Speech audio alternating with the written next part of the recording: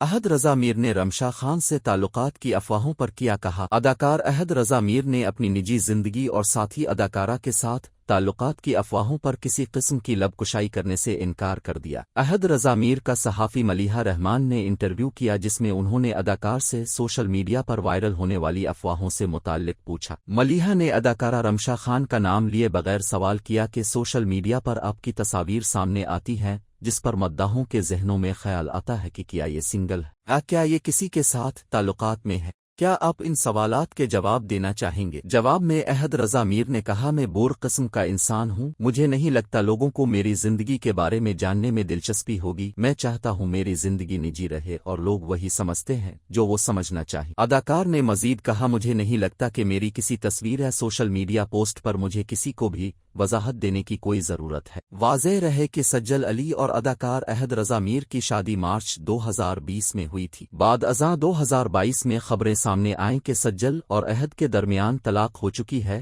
لیکن ان افواہوں پر دونوں اداکاروں کی جانب سے کوئی رد عمل نہیں دیا گیا۔ نہ ہی سجل اور نہ ہی احد رضا میر نے ان خبروں کی تصدیق یا تردید کی۔ بظاہر دونوں کے درمیان علیحدگی ہو چکی ہے جس کی تصدیق صحافی آمنہ اسانی بھی کر چکی ہے۔